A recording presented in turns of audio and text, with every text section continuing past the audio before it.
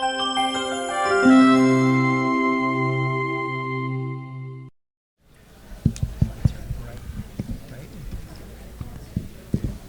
lights are bright. Pardon me? These lights are like blinding. Yeah, they are. Yeah. I mean, it's sort of funny. Good afternoon. It's not broadcast, right? Welcome. Welcome to the Ojai Chautauqua. We're really pleased that you could all make it. I'm Tom Kraus. I'm the chair of the committee that organized this event. I have just a few comments to make, and then I'll turn it over to our moderator, Dan Schnur. I want to just say briefly what our mission is for those of you who haven't been with us before. Our objective is to give you the best information that we can about important and controversial issues. We have done 7, this will be the 7th panel that we have done. We started almost 2 years ago with a panel on GMOs, genetically modified organisms. And the next one was on water, and on fracking, then immigration, and then lastly, income inequality. Dan Schnur moderated the panel on income inequality. And we then talked with Dan about a series on the election. The first one being, how did we get here? And the second one being, where are we going? Some people thought where are we going meant where are you going to move after the election? But I don't think that's what Dan intended. Dan has done a wonderful job for us being a moderator, and we're just delighted for his participation. He is the director of the Jesse Unruh Institute of Politics at USC, and he is the one who has assembled this distinguished panel. And so, Dan, we're really pleased, and please welcome Dan Schnur.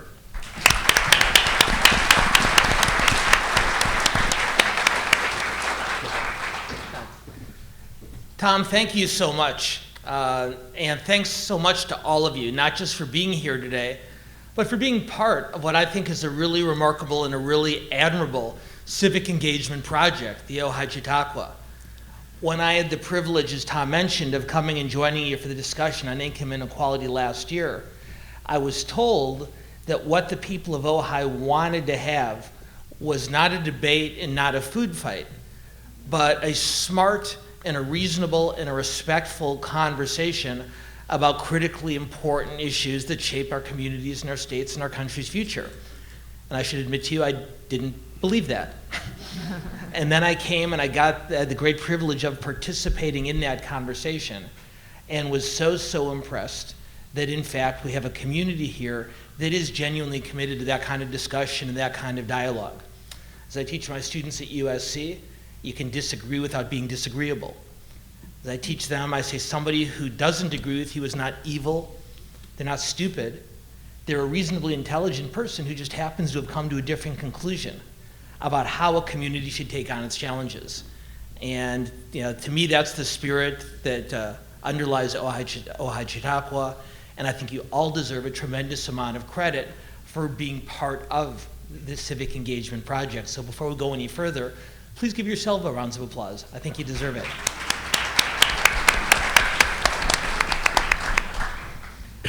I also in particular want to thank Tom and Catherine Kraus.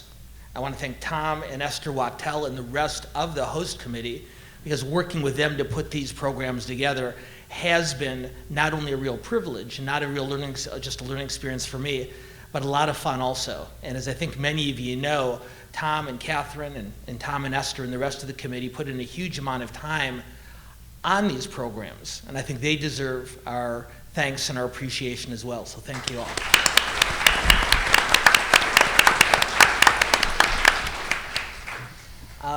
I also understand that in addition to all of the engaged and interested members of the larger Ojai community, I also understand, once again, we have representatives from several of the high schools in the area here. And I have to tell you, I find that particularly impressive. So if I'm not mistaken, there are students here from Nordup, is that correct? That little yep, can you give you guys yourselves a little bit more credit than that? Nordup, thank you for being here. I understand that there's some students here from Besant, is that correct also? Guys, happy to have you. Would the students from Oak Grove show the students from Besant and Nordoff how to really bring attention to themselves by congratulating themselves as loudly as possible? Oak Grove, are you guys here? All right, that's a start. Villanova, how about you guys? Can you really raise the roof for yourselves? Villanova's not here yet. Okay, we'll give them a chance later. Anyway, from all four of the high schools, we're thrilled that you guys are here, and later in the program, when we get to audience questions, we're going to make a special effort to make sure as many of your questions are asked as possible. Speaking of questions from the audience, as you may, for those of you who attended our program last time, in about 1 hour, about halfway through the program, our volunteers will move through the audience and pick up the cards that were given to you when you entered. So over the course of the first part of this conversation, if you hear something that you'd like to hear more about, or there's a topic that's not covered that you'd like our panel to discuss, just write that question down on the card that was provided to you. And in about an hour, we'll pick them up, and we'll do everything we can to make sure as many of those questions as possible are asked. Friendly reminder, we look for questions and not statements. So if you have a very important, very provocative, very trenchant statement to make on the card, just put a question mark at the end of it, and we'll pretend it was a question anyway. So what I'd like to do, just before we get started, is I want to introduce our panel. Because for those of you who joined us a few weeks ago, we've had the really good fortune of being able to put together a really impressive group of very intelligent and insightful individuals. And their careers span politics, journalism, private sector communications, academia. I think you're going to be really, really impressed by what you hear from our panel. And what I will tell you is most of them are here very, very little because I asked them, and mainly because they heard about Ojai Chautauqua, and they understood that these kind of conversations can still take place in the year 2016, and they wanted to be a part of them. So you're the reason they're here, and once again, you deserve a huge amount of credit for that. Let me introduce our panelists. Sitting immediately to my left is Adam Nagurney, and many of you may recognize Adam's byline, and if you do, it's because he is the Los Angeles bureau chief for the New York Times. Adam has held any number of positions with the Times over the years. He has covered, if I'm not mistaken, this is his 7th presidential election, covering on behalf of the Times. And he's covered every single one of those elections in a senior role. And so even when he came out to Los Angeles, he thought to escape national politics. The Times editors are smart enough to know that in an election like this one, they need Adam Nagurney. They're lucky to have him, so are we. Adam, thank you so much for being here today. Thank you. Sitting next to Adam is my friend and colleague at the University of Southern California, Roberto Suro. Roberto is a professor with a joint appointment, both in our Annenberg School for Communication and in our Price School for Public Policy. He's also the director of our Tomas Rivera Policy Institute. Prior to coming to USC, he served for several years as the director of the Pew Hispanic Center, and also worked in journalism for many years as well, at Time Magazine, at the New York Times, and at the Washington Post. One of our leading lights at USC. We are very, very proud to have him with us on campus. And believe me, you guys are lucky to have him here with us today. Roberto, we're really glad you're here. Thank you.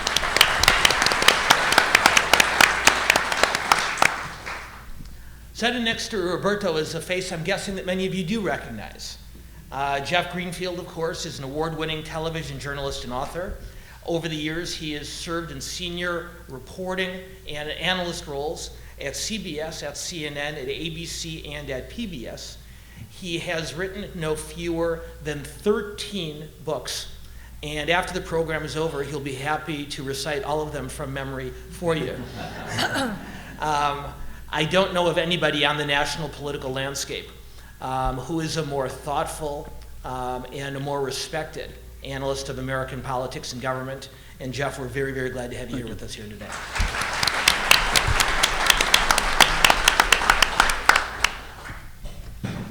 Sitting next to Jeff is my good friend Gail Becker. Gail is a longtime global executive and communication strategist. She worked at Edelman Public Relations for many years, and as many of you may know, Edelman is the world's largest PR and communications firm, and Gail, throughout her career there, was one of the most respected, and still is one of the most respected, political and communication strategists, not just in California, not just in the United States, but in the world. She is also my former boss, and that's not why she's here today. But as you hear this discussion move forward, hearing from the perspective of someone not just who covers and analyzes these things, but develops and implements communication strategies and messaging, we couldn't have anybody better here with us today. Gail, thank you so much for coming. And last but certainly not least is another face that you may recognize, at least for those of you who watch Los Angeles television and Santa Barbara TV. Conan Nolan is the chief political reporter for KNBC, Channel 4 television in Los Angeles. He is the anchor and host of their acclaimed and award-winning Sunday morning program, News Conference. He is the dean and easily the most respected political broadcast journalist in the state of California. He's also a San Francisco Giants fan, but we'll leave that alone. We won't bring that up today at all.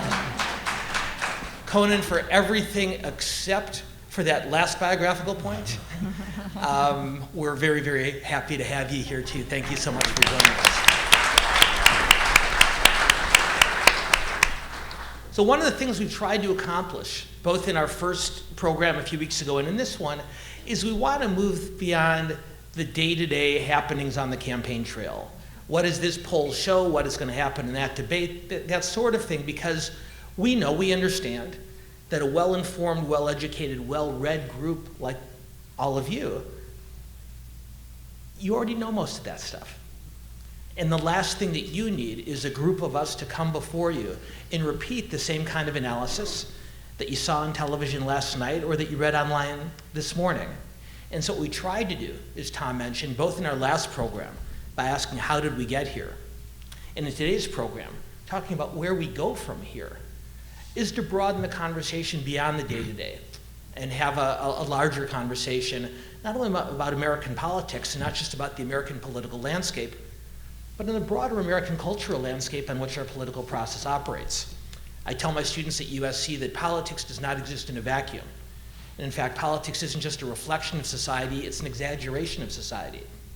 So to be able to take a step back and talk from that perspective is something we hope to be able to do for you today. That said, over the last 24 hours, there's been some significant news outbreaks on the campaign trail.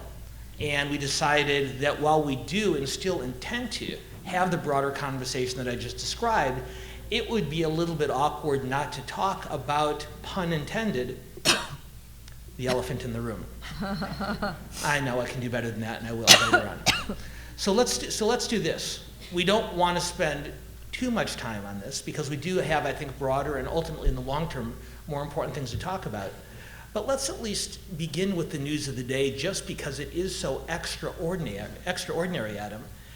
And Adam Nagurney, from your perspective, as someone who's covering this campaign, can you talk for just a couple minutes about what this story means, this Trump video, what it tells us, but what it may mean for the race going forward?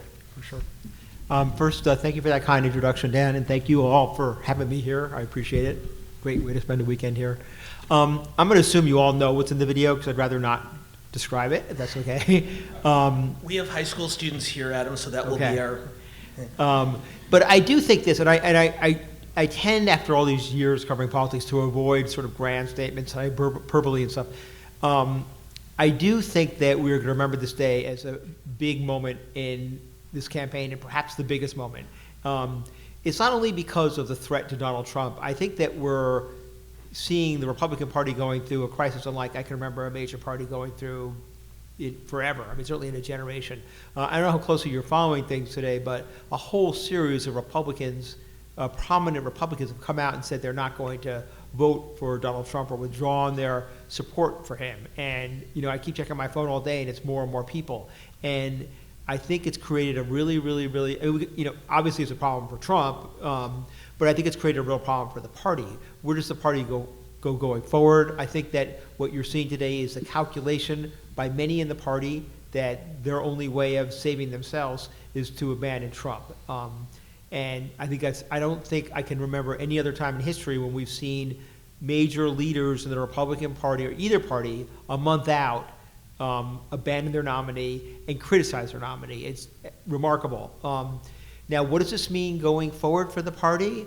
I'm not sure. A lot of these people, a lot of these Republicans tied themselves to Trump early on and made a decision that it was worth supporting him for whatever reason, either because they believed in him, because they thought he was better than Hillary Clinton, very, very legitimate reason to do that, or just because they thought that the only way they can win their own race is by having the support of Trump supporters as well.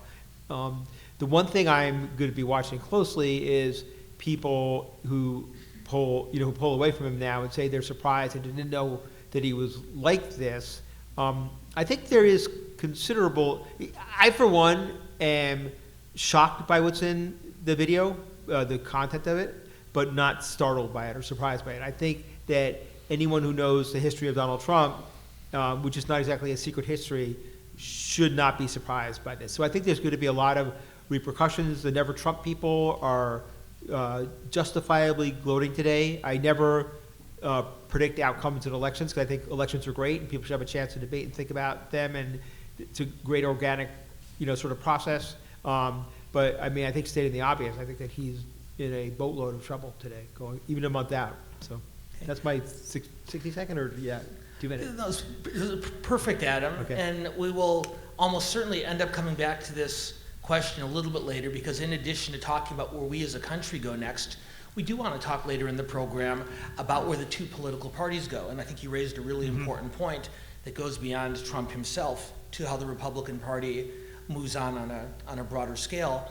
And then, of course, as I mentioned, as many of you as possible have the opportunity to have questions become part of this discussion. And if this is something you would like us to discuss further, then of course we will in the latter half of the program. Before we move on, though, I want to come to Jeff Greenfield, because one of the things that's been discussed over the last 24 hours, and I'm guessing most of you have read about it, is aside from the nature of the controversy itself, aside from what it means politically, is there's a very practical question. What does a political party do if it decides it wants to change nominees after it's made its final decision? There's been all sorts of speculation online and in the media about what can be done. It appears from what's been printed and what's been broadcast that at least the current Republican National Committee rules say that there is no way for the committee to replace the candidate unless he or the nominee, unless he or she voluntarily steps aside. But this also gets into an even bigger question about the Electoral College. In other words, as you all know, we don't cast votes directly for President of the United States, but rather for an elector from our state who will represent our interests. And if the Republican Party were to decide to change course over the next 31 days, that brings up all sorts of legal and logistical questions, which are, I would say, way above my pay grade. Fortunately for us, we have someone else who's way above my pay grade, and that's Jeff Greenfield. And one of Jeff's books, which I would highly, highly recommend, is a smart and interesting but delightfully funny book called The People's Choice. And it's about a situation in which a president-elect passes away after the election in November, but before the Electoral College meets. And so in researching and writing that book, Jeff was able to develop a very good understanding of the concept of so-called faithless electors and what the responsibility and obligations are of members of the Electoral College under such unusual circumstances. And Jeff, maybe you can take a couple of minutes and lead us through what you've learned in your research. Just by way of introduction, I think the only thing I'm looking forward to with more interest than tomorrow's debate is what Saturday Night Live does tonight about the debate.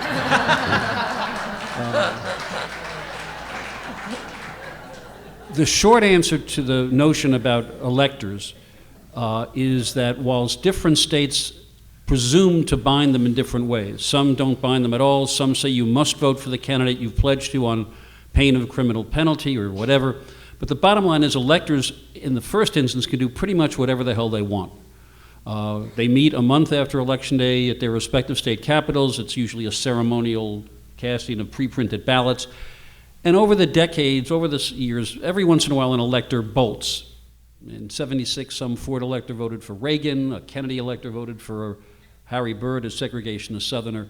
And because it's never mattered, they're counted. You know, there was an effort in 2000 when Bush won by one electoral vote, an effort to see if they could get a couple of electors to switch, and that didn't work. Here's just two things. The only way this would matter is if Donald Trump wound up winning the election with 270 plus electoral votes, and enough electors were committed to, had decided they can't put him in the White House to switch. I'll just add one other thing. If nobody gets a majority of electoral votes, it goes into the House of Representatives under a format that if you've got a few hours, I'll be happy to talk to you about. But the fundamental thing is, I suspect if Trump loses, you're going to see a fair number of electors bolt, because a lot of these people are like party regulars. They're given this as a kind of an award. And I think a lot of them just, didn't like him in the first place. So it won't matter. It'll be an interesting thing for nerds like me. If Trump were to win with, say, a majority of 2 electoral votes, then my book becomes a textbook.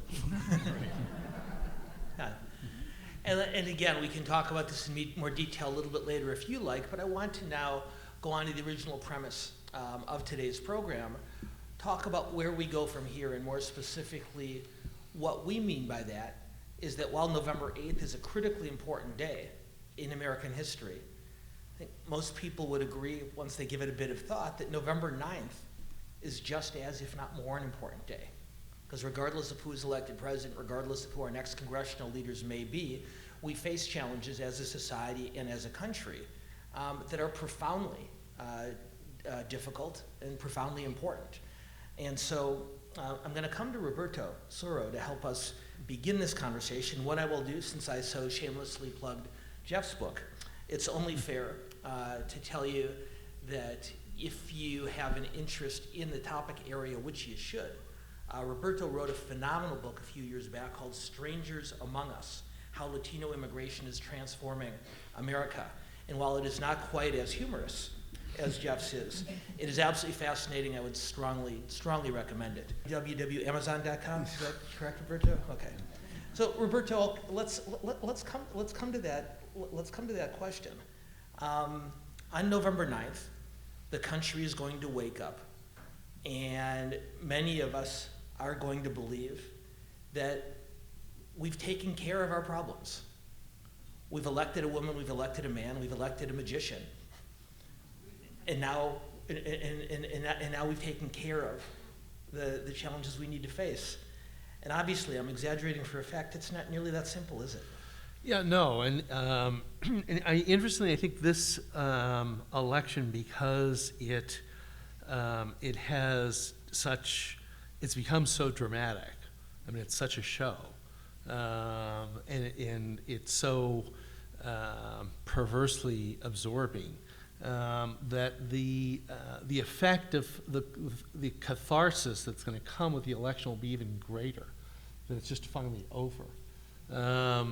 And the assumption that something has happened and that we're now moving ahead.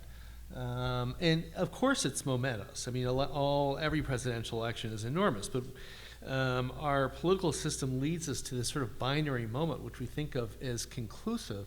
And we know that it's never been entirely true, and there are arguments to be made that it's actually less true, that the presidency is less able to resolve big matters. And when you think about where we were a year and a half ago when this started, there were big long-term challenges. I mean, we're a country that's been at war for 15 years. We're a country that's had 10 years of very difficult economic times.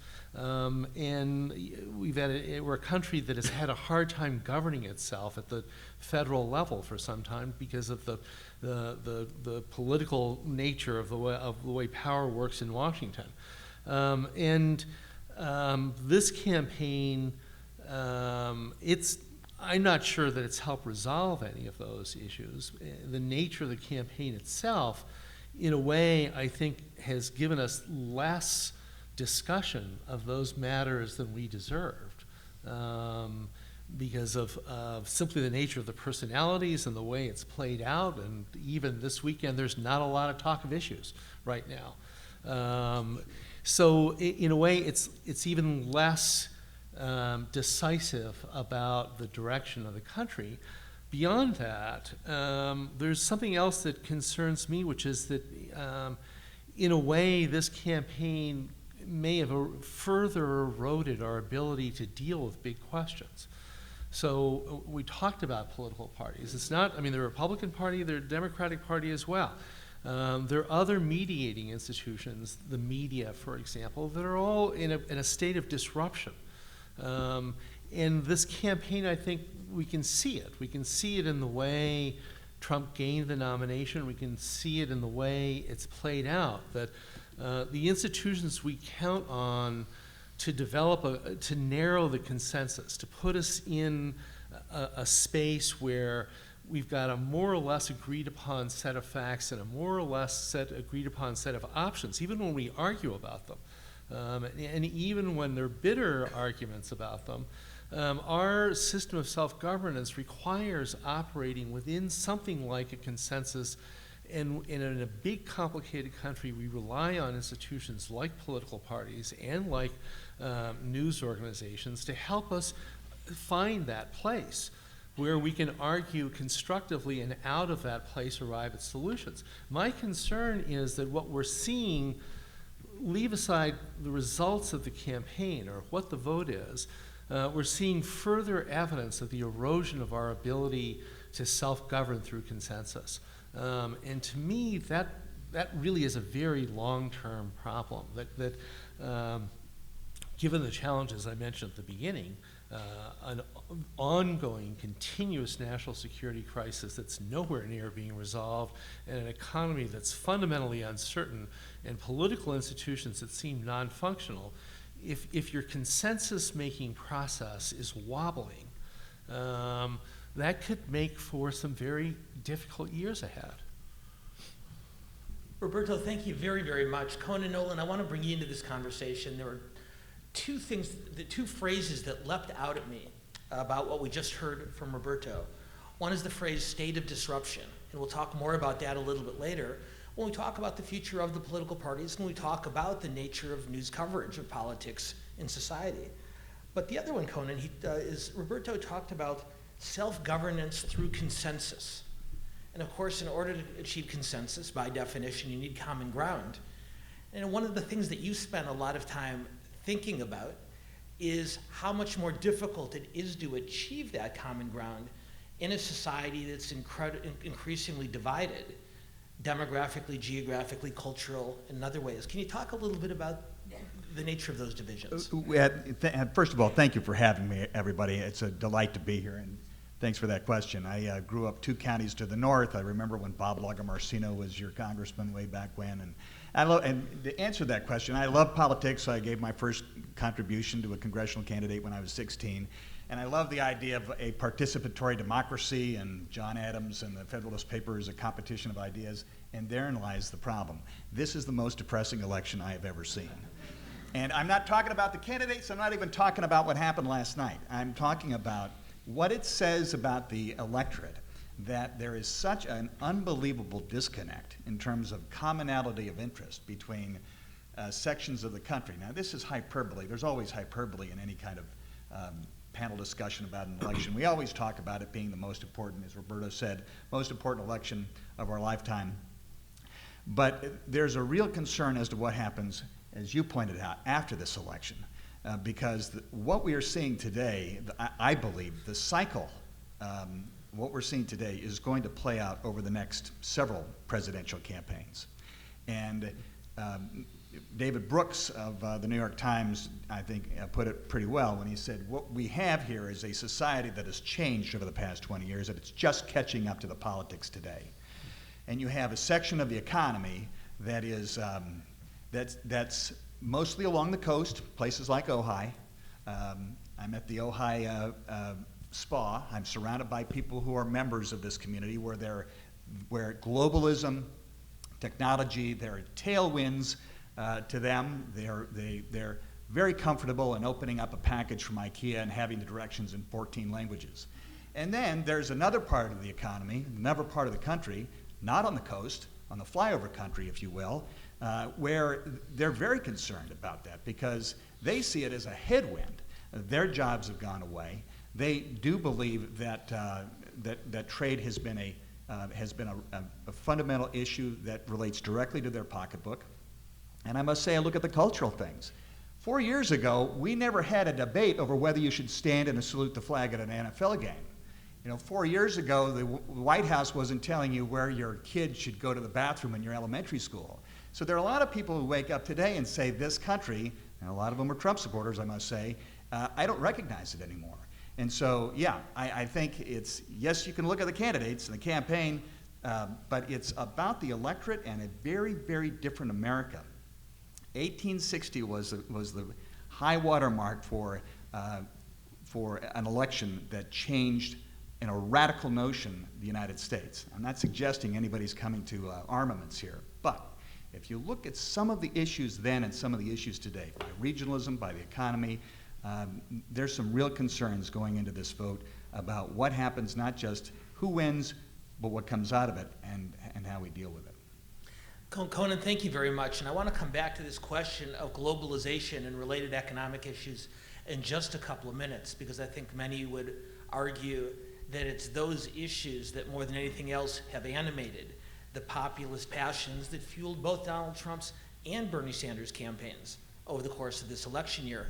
But I do want to cover a couple of other things before we get back to that. And I want to come to Gail Becker, who, as I told you earlier, just understands communications and messaging better than anybody I know. So Gail, here we have an audience. We have an electorate that, as Roberto suggested, has extremely high expectations. That, as Conan implied, is not really prepared to listen. So let's say, for the sake of argument, that the next president-elect of the United States, Clinton, Trump, we can even imagine someone else, because as a few of our panelists have already pointed out, these challenges aren't directly related to the candidates, they're much bigger challenges. The president-elect calls you on November 9th or November 10th and says, Gail, I need you to help me think through how to communicate a message to an audience, to an electorate that is so divided and that is so frightened. What kind of advice do you give that leader?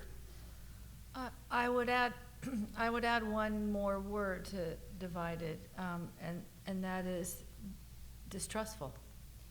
And this country is at an all-time low in terms of the collapse of trust, and that's just not in candidates. That's in business, in government, and NGOs. And if you looked at it from a company perspective, what you see is that these companies no longer are given the trust of their usual consumers, and it's very much the same way in this election. It's interesting, what I picked up on that Roberto said that is so true, is that where's the talk of the issues? And the problem that we have now is that the issues are just not as interesting as everything else. And part of that is the candidate's fault, part of that is the electorate's fault, part of that is social media's fault, and part of that is the fault of the journalists covering it. We all have a role to play in that. The question then becomes, you have a society today that is more engaged in this election than I certainly have ever seen, and I think that the numbers of the last debate certainly bear true. So what do you do with an engaged public like they've never had, and now the sort of sexiness of the election and all the sound bites and all the ways in which we caught these candidates in A, B, and C events? What do you do with that engagement? And I think that the country, and this is going to fall squarely on the shoulders of whoever is elected, the country will need to go through a bit of a healing process. And I think that as the first sort of public sentiment that I would express, or that I would say to that candidate, is to acknowledge what we've been through and to apologize for all of the roles that we've all played in this, and to sort of and to create an empathy between the voters and the candidates that, quite frankly, has not existed. In other words, what I hear you saying is, whether it's an electorate or any other type of audience, they're not going to sign during the primary seasons. We're drawing hundreds and hundreds of students in a way that we've never seen in a previous election. And the way I've described the challenge to my staff at our Institute of Politics at USC is, I said, all right, guys, now we need to figure out how to keep our audience in the tent once the circus leaves town. Right. But I want to get to these broader questions of globalization in just a moment. And I think you laid out a fascinating dichotomy, Gail, also, on what's interesting versus what's important, because too often they're not the same thing. But before we go on into the conversation, you said something else that I'd like to have Jeff talk to for a minute. Jeff, as you know, because we've discussed it, our first program here a few weeks ago centered on the question of how did we get here? And we had a very interesting conversation about that. But given the premise that Gail just laid out, that the next president-elect is going to have to address, I'd love to get your assessment on that question. How did we get to a place like the one that your fellow panelists have been describing for the last several minutes? Let's do the executive summary, if I can. Gail's point is the starting point. The decline of trust in virtually every major institution of America, which began decades ago, continues apace. They don't trust the people reporting the news, they don't trust the business people making their products, or labor, or the politicians. Even trust in the military and the police has declined, and the clergy. Okay, so that's a kind of a freestanding thing.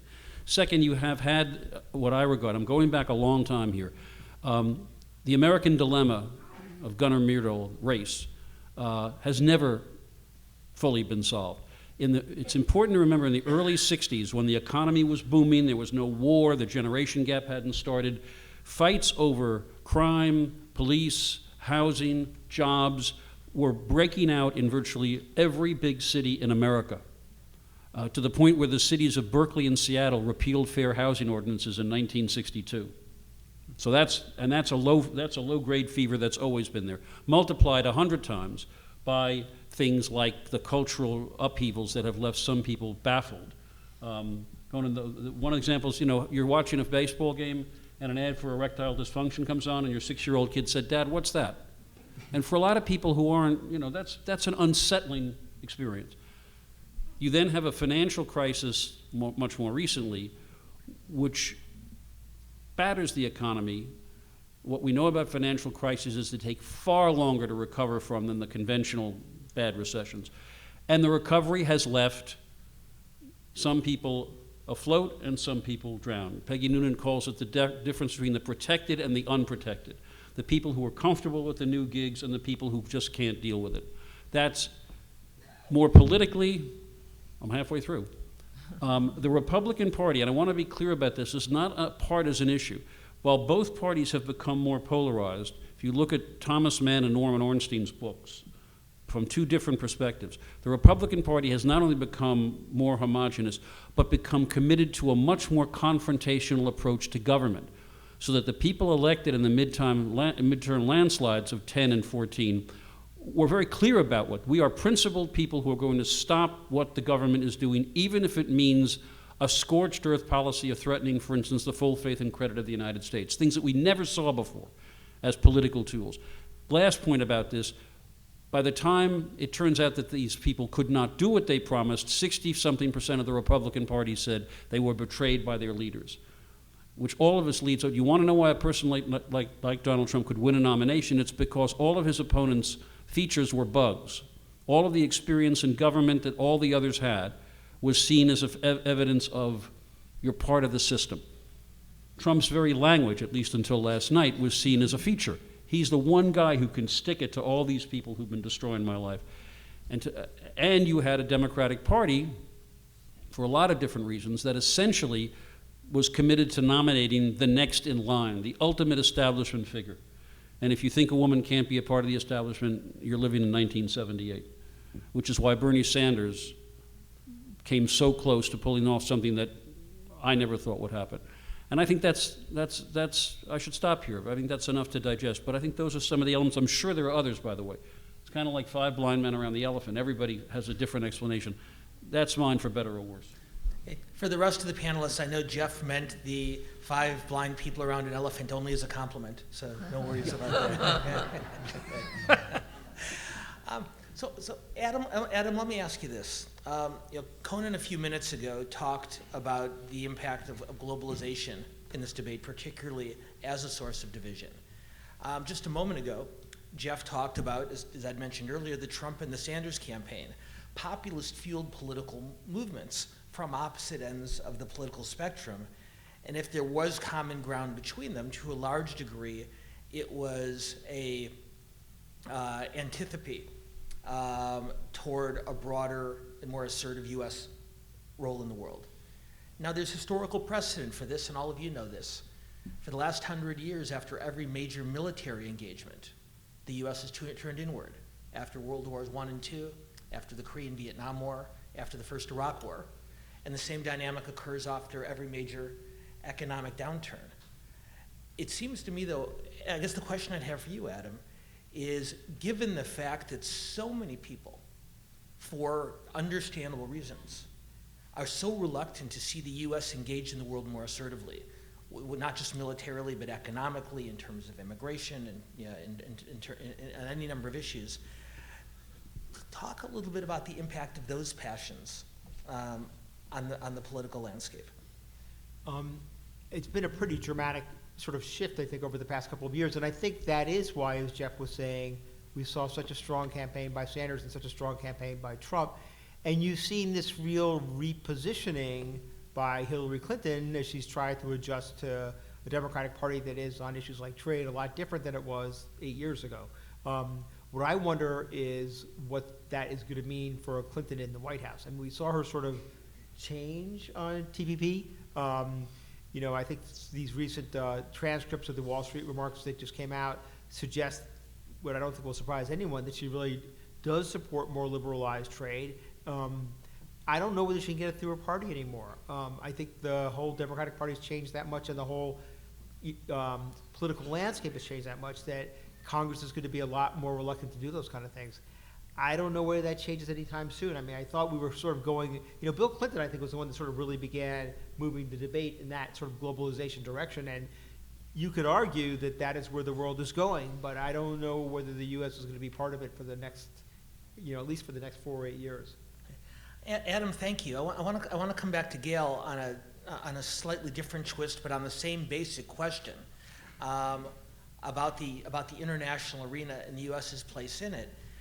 You spent a lot of years working on and thinking about communications challenges, not just here domestically, but internationally. Talk a little bit about the international market. Are we growing closer together? Are we drifting further apart, or both? Well, I'll take it certainly from the perception, because it seems like it's sort of the most relevant now, and it's certainly what most people are talking about. We're kind of, many people would say we're a bit of the laughing stock now. That, when during the primaries, and certainly now, that there are a lot of people who can't believe the topics of our debate, the topics of what we're talking about, the people running, what they're saying about each other. And it's interesting because it's not, we've always sort of had a different role in that space. And I think given what happened with Brexit, I think there were a lot of people here who took note and who started to become engaged in the process. But, in terms of what our world perception is right now, I would say it's probably pretty low. And I think there's a lot of research to back that up. Okay. And let's move for just a minute before I go on to the rest of the panel, moving strictly out of a political context into sort of a broader cultural and social context. On one hand, we obviously are a more global society. Yeah. We're more exposed to the international marketplace, they're more exposed to us. On the other hand, there seems to be more increased hostility, not just in divisions, not just of the types that Conan was talking about domestically, but internationally as well. And so I guess the question I have, again, putting the spectacle of this election aside, do you see a world coming together, or do you see divisions emerging in a more difficult and challenging way? Yeah, I mean, I think anyone would say that, you know, it's hard to project an image to the world that's different than the one you're facing yourself. And there isn't, you know, anybody who's following, you know, media today who wouldn't say that we, to the point that everybody made, are at our most divided. And, you know, when we are so divided, it's hard to look externally. And I think there are a lot of people and businesses and companies and countries who are going to take advantage of that division, and they'd be right to. Jeff? Just to add this tiny point, look what's happening in the rest of the world in terms of this populist anger. Look what's happening in the Netherlands. Marine Le Pen is a leading candidate for president of France. The Brexit vote in part. What's happening in Poland. The crackdown on democracy in Hungary. Over and over again you see this revanches, I don't know if that's the right word, but the rise of a kind of populist right anger at the elites. Coasts and the interiors are as alive and not well in these countries as here. So it seems to be a phenomenon beyond our borders. Yeah, absolutely. I'm surprised on that point, though, as an aside. Why hasn't anybody stepped up from the White House and talked about the Trans-Pacific Partnership in a way that at least balances out the debate? The fact of the matter is that you have the president and the Republican leadership who agree that globalism, you can't fit back in the box. It's out. We're not going back to a 1950s economy. And yes, there are problems that have not been addressed in the industrial Midwest, but this is a region that has benefited a great deal and will from something like trade with 13 Southeast Asian countries, as well as Mexico, our #1 trading partner, as well as Canada. It helps tech, it helps the wine industry, it helps Hollywood, that's for certain, but nobody says anything about that. And you have Bernie Sanders, you have Hillary Clinton now, and you have Donald Trump all agreeing on that, But how awful it is. I think that Obama clearly agrees with what you're saying. I think it's a pure political calculation, which I have trouble disagreeing with. If you want to get Hillary Clinton elected, you can't go out there and start talking about how great globalization is. That's just the reality of what's going on. Maybe he'll say something different. I mean, it's just a loser right Can't he now. put an emissary out there? John Kerry spoke, we covered him in LA, talking about a lot of misinformation about the TPP, but I mean, it's got to be part of the debate at some point. You have to put some of these people on the spot. That's just me. I mean, you could have wonder why aren't Clinton and Trump having a legitimate debate about it? I mean, if you believe the way I believe Clinton really feels about this, why aren't they having a legitimate debate about this? But I think in terms of Obama, he is on a mission right now, and I think it's a heartfelt mission to get her elected. And it's not just because of his legacy, which is part of it, but I think he genuinely believes that Trump is a threat to the nation. And he'll do whatever he can within boundaries to get him elected. And for him to go out and to start talking about, which we agree he believes in, how great TPP is the definition of political malpractice. Good point. And so I'm sorry to interrupt. And Roberto, I want to bring you into this conversation in just a second, but Adam, I want to follow up on the point that you were making. And I think your political analysis is astute. Sometimes discretion is the better part of valor, and the president, even if it's an issue that he believes very strongly in, understands his likelihood of success is pretty slim right now, and that he could do damage to some of his other objectives.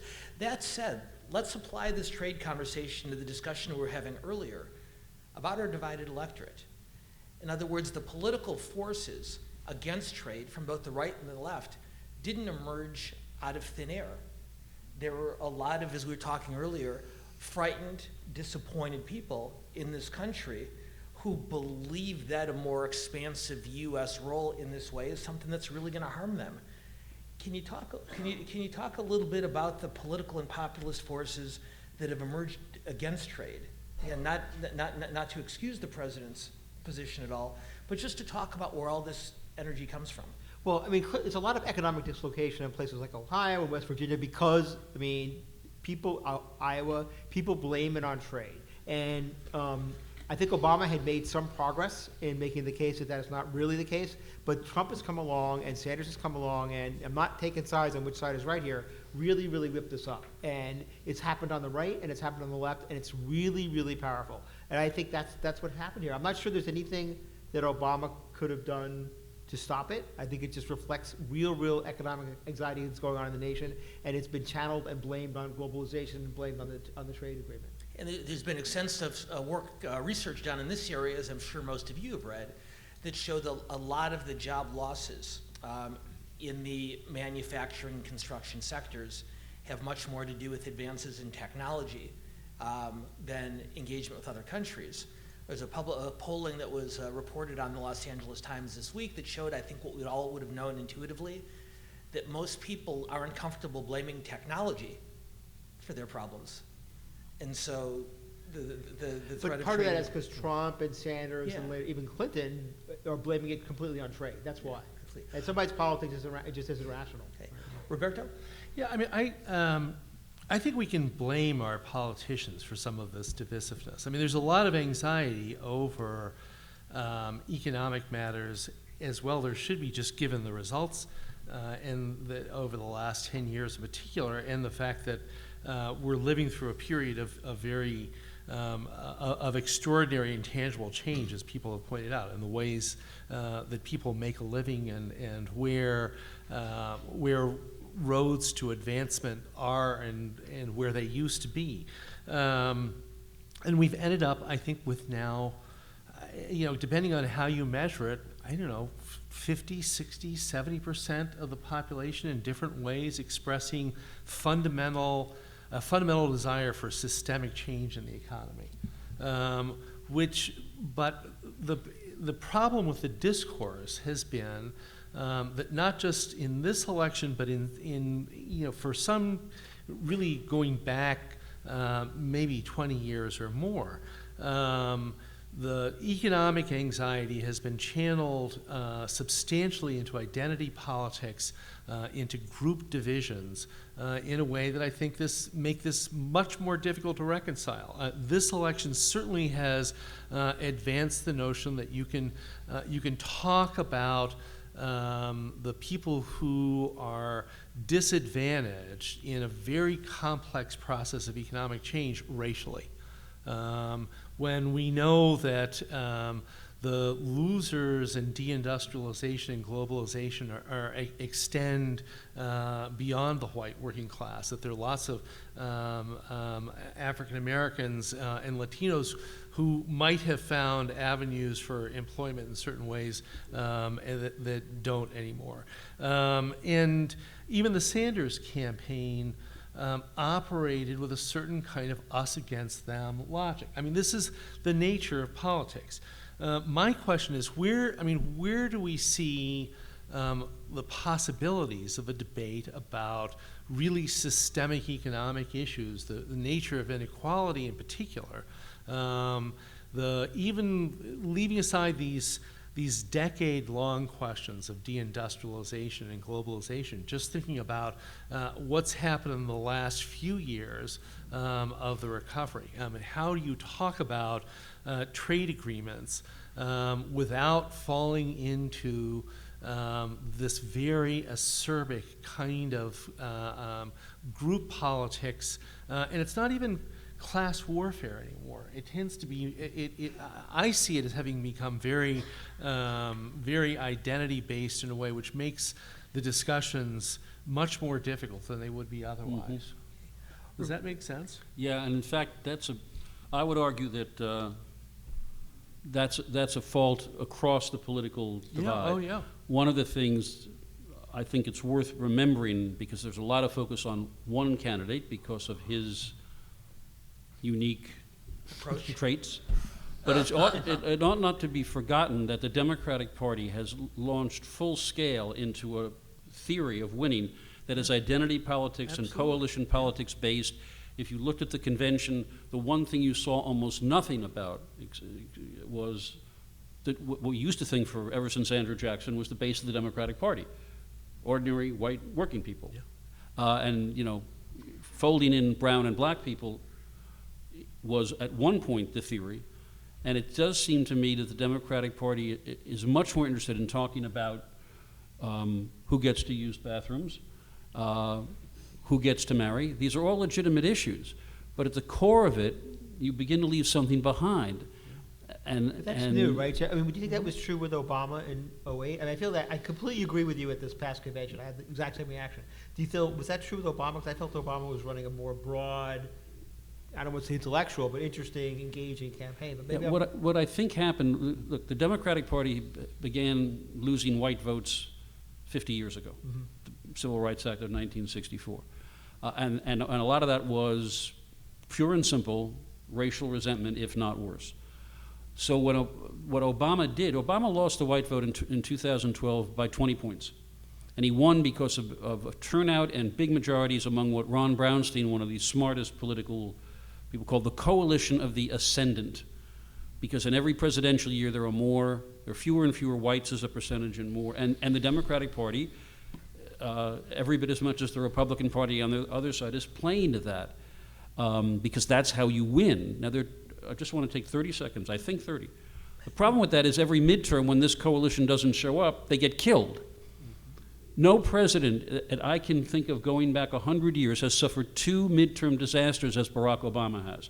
Not to mention that the majority of state houses are now in Republican hands, which means no matter what you think you're doing as a progressive in the Washington scene, it ain't going to work where it really matters. And that, I think, is the dynamic that in some way goes right to what Roberto was saying. It actually goes to what everybody was saying. I'm the great synthesizer. If there is not going to be a return to what we used to call the politics of persuasion, where you actually try to convince people of things, as opposed to the politics of mobilization, I'll get my people out and there'll be more than your people, we are not going to progress in the sense of solving problems, I believe. Well, and Gail, thank you, great synthesizer. That was greatly synthesized. Gail, I know you have a point you want to make, but if I can just quickly follow up on the last thing that Jeff said. Jeff talked about the politics of mobilization versus the politics of persuasion. And what I can tell you from having worked in politics for many years before going into academia is that has been a very steadily increasing trend over the course of the last generation. When I came up, I was taught the 80-20 theory of politics. That you spend 80% of your time and 80% of your money talking to the middle 20% of the electorate, because that's ultimately going to get you to the majority. And the way politics has changed in this country over the years, and this election I think is the most extreme example of it, is smart people, I should say savvy people, in both parties realize that it makes much more sense to try to motivate your existing supporters. In other words, remind people who already agree with you why they do, than it is to persuade people who haven't yet made up their mind to move horizontally toward you. And Gail, I know you have other things you want to talk to, but just as a communicator, why is that? Why is it easier to motivate an existing supporter, customer, than it is to persuade someone new? Well, and I'll make it sort of part of the same point, and I think the corollary is, everybody's talking a lot about what the candidates are saying. But what's really been interesting about this election is how they're saying it, where they're saying it, when they're saying it. And if you look, up until quite recently, but if you look at some of the success that Donald Trump has had in many of the issues that you've all talked about, it's because he said it very clearly and simply and sometimes articulately and sometimes not, and it resonated. And he would be in media where these audiences were. He wasn't talking about it in the New York Times. No offense, but often he wasn't. And so in today's world, for better and for worse, and I would say it's a lot of both, what you say is really important. How and where you say it is equally as important. And just a reminder, in just a couple of minutes, we're going to ask our volunteers to begin collecting the question cards that hopefully many of you have had a chance to fill out. If you haven't, take a few minutes now and begin to write your questions down, and we'll do everything we can, as I said earlier, to make sure as many of you as possible can weigh in. And I want to make sure the rest of the panel gets to be part of this also, and so I'll apologize because I want to come right back to Jeff to talk to a point that Gail made about about not just what a candidate says, but how he or she says it. Oh, yeah. You told me a great story earlier about the voters in the 1960s who were Bobby Kennedy supporters in the 1968 primary and George Wallace supporters in the general election. Yeah, this was a story that was debunked and then undebunked. Very briefly, in the Indiana primary, when Bobby would be speaking in small towns, some of his staff would go and mingle, and he got some pretty harsh reactions to policy. Vietnam, why don't we drop the big one? Race, why don't they know their place? Youth rebellion, let's run them over. And then we'd say, well, who do you think you're going to vote for? And more than a few said, we're going to vote for Bobby. Really? Yeah, because he's tough. He can fix this. And it turned out a lot of these voters did wind up voting for George Wallace in '68, and it turned out what they were really saying is, we don't care how you fix it. You can run a huge jobs program and put resources into these cities, or you can create a garrison state, but fix it. And I think there's just one other thing that you reminded me about, telling it like it. There's a cartoon in the New Yorker about a bunch of sheep in a meadow, and there's a billboard with a picture of a wolf. And it says, I will eat you. And one of the sheep is saying, he tells it like it is. So Conan, and just a reminder, by the way, for those of you who are writing questions, for any of our high school students who have questions, do us a favor. In addition to your name, please put down the name of your school on the card also. We'll get you extra credit for it, okay? Perfect. Okay. So Conan, let me ask you this question. Off of the last point that Jeff made, some voters are accustomed to being talked to by Republican candidates in every election. Other voters are accustomed to being talked to by Democratic candidates. Then there are voters who, as you've thought about and reported on, who've gotten somewhat accustomed, they're not happy about it, but they've gotten somewhat accustomed to being overlooked. You talked a little bit earlier about the cultural and the geographic divisions in this country. Right. Talk a little bit about those overlooked voters and the potential appeal that either Sanders or Trump may have. Well, for them. some of those overlooked voters feel that, and I don't know how Jeff feels about this, but I'll be a little mea culpa. I think the news media there's a slow disconnect between what we do and the people we cover. Tom Brokaw admitted this. He was one of the founders of the White House Correspondents Association. That dinner every year is an example of in the eyes of much of the nation, of news reporters hobnobbing with the rich and famous and the politicians they cover, and they are no longer part of Main Street. You're part of the K Street. You're part of Washington. You're, frankly, Billy Bush. And that is on us, because there was a time where we had our ear to the ground. We didn't have a foot in every camp, and we understood. It's fundamental to journalism. You don't want to afflict the comfort the afflicted and afflict the comfortable. But we became the comfortable. There was, I think it was Chet Huntley or it was David Brinkley, walked a precinct once with Hubert Humphrey in 1968, and all the people in the neighborhood went to David Brinkley. Wow, man, look who's here. At that point, so to a certain degree, we have dropped the ball on that. It's not answering your question, but I will say this as well. We talk a lot about economics, talk about parts of the country that have been left behind, but that economic instability also translates into other fears, and it's not a coincidence that Donald Trump focused a lot on crime and punishment in Cleveland at his convention. 2 more police officers killed today in Palm Springs. When people, and once again, remember, when there was a problem with a police officer shooting, it was rarely national news. It was local news. If there was a problem with a racially insensitive interaction with police and someone, it was a local story. Now everything is national. And so there's a cross-pollination of all the economic disorder that we may see in parts of the country with other elements of what they believe is coming apart. And that is a fundamental issue, not only for this campaign, but the next election cycle down the road. I'll finish with this. I was at a football game the other day. A guy walked by, he had a t-shirt on that said, I already hate our next president. That in a nutshell. Okay. So, Adam, I'm not going to ask you to address the third of those 3 points. Again, But maybe the next particularly president, when Conan was talking about the challenges the news media faces in covering underrepresented communities or communities with significant demographic differences from many of us, how does a good, smart, respected reporter overcome those challenges?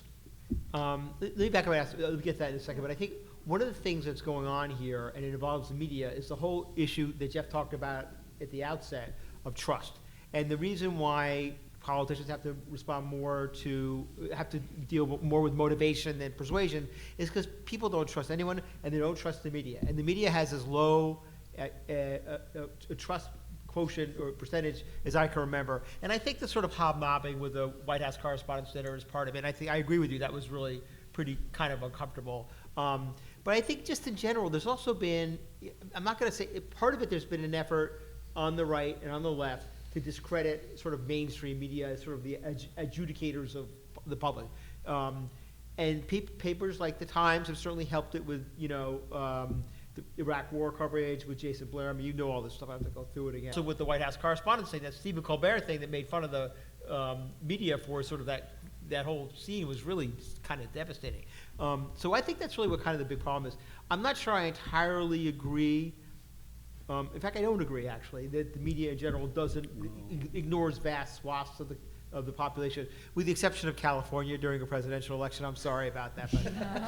But I think that good newspapers, or whatever you want to call them these days, I think there's a real premium of, we devote, for example, a lot of resources and effort into covering homelessness here in California and across the country. And I mean, I doubt that gets us any readers or sells us any papers, but I just think that journalists have traditionally viewed a big part of their role as covering the disaffected. I mean, I think that's a big part of it. And I think as journalists have become more and more the middle class, and I don't think you find that many journalists, or at least newspaper people, who are wealthy.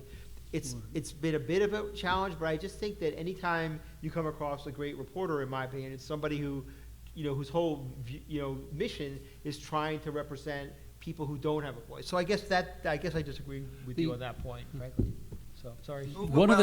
I misunderstood. I believe that the institutions have people who are capable and do a very good job of challenging the institutions that they believe in, applying the same stress test to those and the politicians they like that they do someone else. And the New York Times is a newspaper that I have great. It's the standard by which everyone else is judged to a large degree. But I do believe that in plenty of newsrooms, there's not quite the sensitivity from many of the people that are in there, because they are, I'm in Universal City, for God's sakes. I'm in a studio. And it's hard to explain to people what Stockton is like, what San Bernardino is like. It's 909 area code. Who goes over there? And they're in my place, these are people who live in a suburb of the San Fernando Valley. They go to a suburb in a newsroom and they sit in a room and they try to figure out what's going on everywhere else in South LA and East LA. Great newspapers and some stations do it properly, but too often I think it's not done well. And the consequence of this, I speak as somebody who lives in the heartland, Manhattan and Santa Barbara.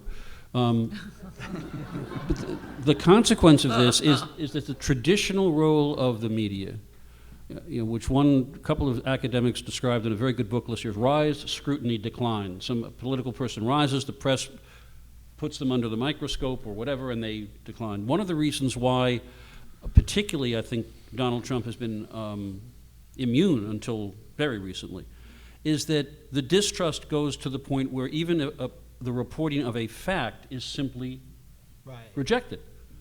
Here's one great example. Last year was the hottest year on record. That's just a fact. Maybe it wasn't climate change, maybe it was, but it's just a fact. A huge majority of people who favor the Republican nominee for president don't believe it. It's not that they don't believe in climate, they don't believe it was the hottest year on record, which is pretty close to believing that 2 + 2 is in 4. Why do they not believe it? Because for a lot of reasons, some good, some not, they have been told that nothing, as Thomas Jefferson once said, nothing is to be believed which now appears in a newspaper. Shows you how far back this goes. But it's a serious problem. That is, if there's no way for the news media to say, look, this is a set of facts, you've got a problem. Sean Hannity last week attacked the elite media, who ride around, he said, in their chauffeured limousines drinking red wine, like you and me, Adam, right? Malibu. And you too. Now it happens by that Sean Hannity owns a private jet.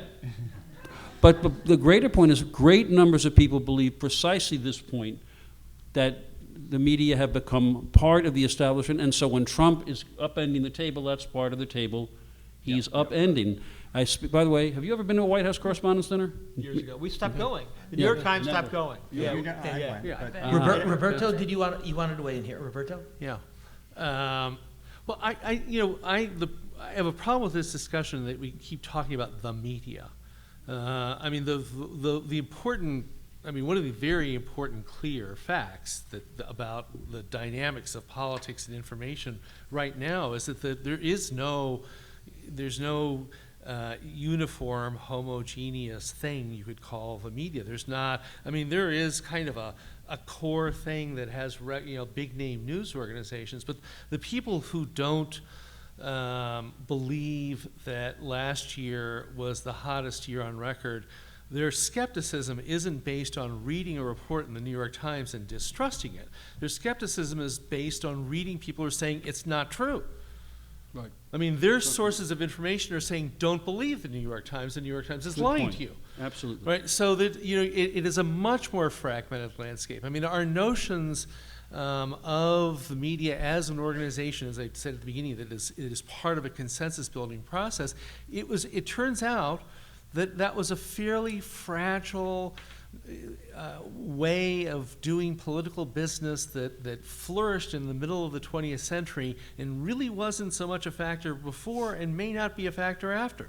And that, in fact, now we've all read about the echo chamber effects, the fragmentation of information, but the people who are most dissatisfied with society and are angriest about it, we now know very clearly tend to get information that exacerbates that anger and that hostility, that tells them that they're right to be angry and that they're hostile, that they're exposed to voices that reinforce anxiety rather than calming it, and tend to produce, give them a set of facts that support this anxiety. And so it's not so much whether it's not a matter of whether the people who are at the White House Correspondents' Dinner every year, God bless them, and a lot of them are my former friends and former colleagues, and I used to go to those things